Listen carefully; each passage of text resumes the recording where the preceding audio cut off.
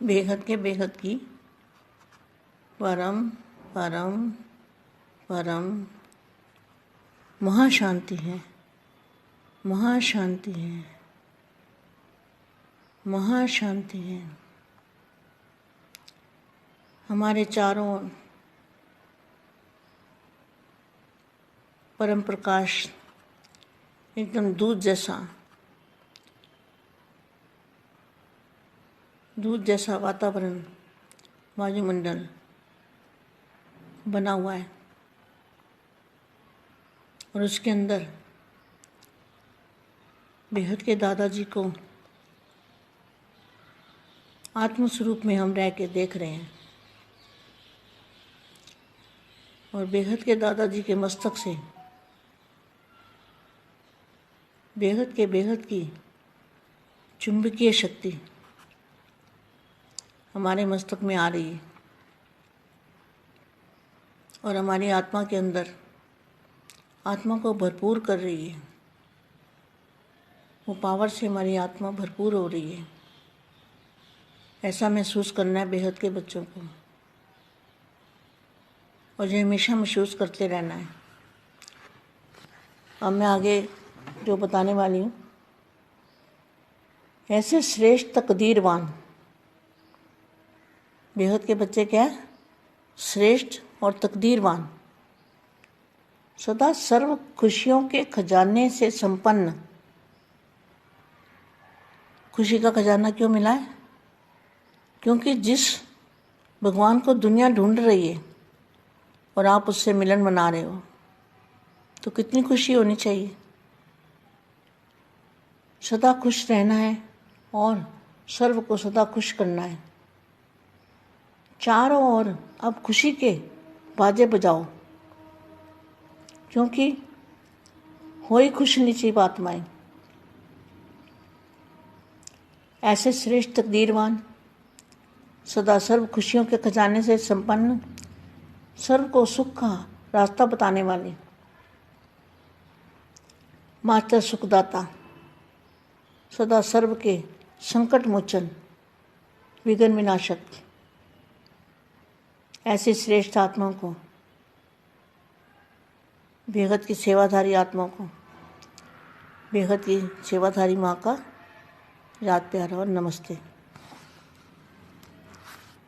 आज मैं ये बता रही हूँ, आज मैं ये पढ़ रही हूँ जो वाणियों के अंदर सबसे पहले लिखा हुआ है पेज पे, हेडिंग, जिसको सूचना भी कहेंगे। तो इसमें क्या लिखा है? अविनाशी और अनमोल खजाना इस वाणियों में दिया हुआ है। अविनाशी और अनमोल खजाना इन वाणियों के अंदर है। उससे मिलने वाले अपार सुख का हम कैसे वर्णन करें। आत्मा के लिए उस खजाने में सर्व प्राप्तियां समाई हुई है। इन अव्यक्त महावाक्यों को पढ़ते पढ़ते अथवा सुनते सुनते ही आत्मा को ऐसा अनुभव होता है कि वह देह से न्यारी और शांति से शीतल हो रही है।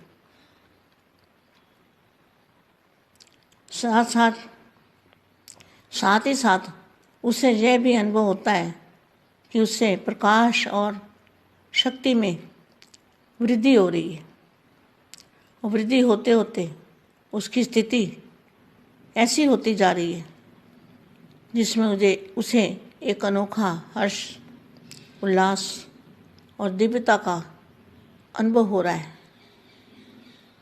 चाहे आसपास के वातावरण में लोग बैठे हों और चहल पहल भी हो रही हो, परंतु महावाक्यों को पढ़ते पढ़ते उसे एकांत तथा मधुर अवस्था का आभास होता है, जिसमें वह समा जाना चाहता है। माना पढ़ते पढ़ते सुनते सुनते निसंकल्प अवस्था हो जाती है। तो निसंकल्प अवस्था में आत्मा क्या चाहती है? बस मैं निसंकल्प अवस्था में समा जाऊं। वाणियों के अंदर बहुत कुछ खजाने हैं, हीरे मोती हैं और खजाने भरे पड़े हैं, जिन खजानों को हम ढूंढते हैं। और बच्चों को ढूंढ ढूंढ के देती हूँ मैं। कलयुग के इस दौर पे फिर हल और बल की प्राप्ति, हल और बल की प्राप्ति। हल माना हर चीज़ का हल, कोई भी विघ्न हो उसका हल है इसमें, और बल भी मिलता है।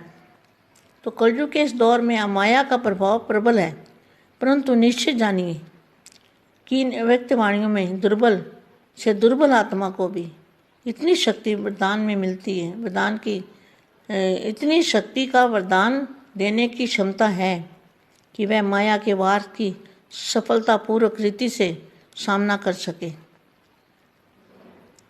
माया का कोई भी रूप ऐसा नहीं है जिससे छुटकारा पाने के लिए इन वाणियों से हल और बल न मिले।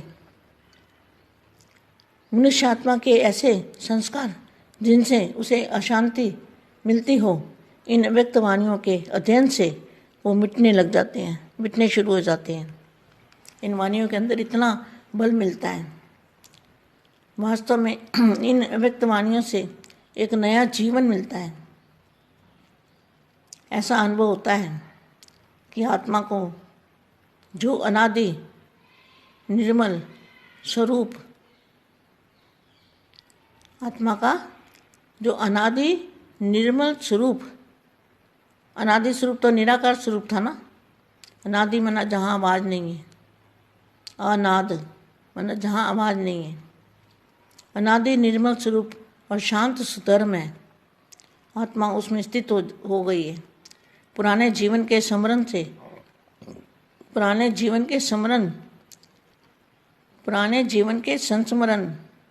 स्मरण ओझल और अतीत में विलीन होने लगते हैं और नए स्वर्णिम सुमधुर स्वच्छ जीवन के स्मरण उभरने लगते हैं और आत्मा को ताजगी, तल्लीनता और तृप्ति मिलती है। इन वाणियों के अध्ययन से इतनी बड़ी प्राप्ति होती है। अब आगे क्या लिखा है? विशेष बात तो यह है कि मन को ऐसी संतुष्टता का अनुभव होता है कि जीवन सफल हो रहा है और दूसरों की सेवा का सुपुरुषार्थ हो रहा है।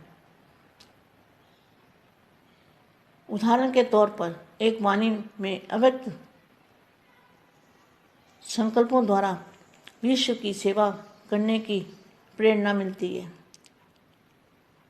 उसका दूसरा तरीका भी बताया गया। स्पष्ट है कि यदि हम ऐसे पुरुषार्थ में लग जाएं जिसमें दूसरों का जीवन बदल जाए, संकल्प बंद हो जाए, तो एक बहुत बड़ी प्राप्ति हो सकती है और उन्नति हो सकती है।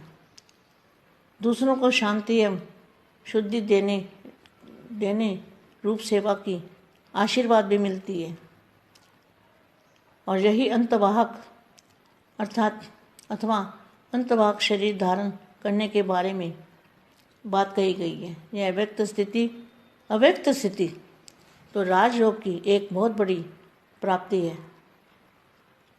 अव्यक्त स्थिति, व्यक्त में अव्यक्त स्थिति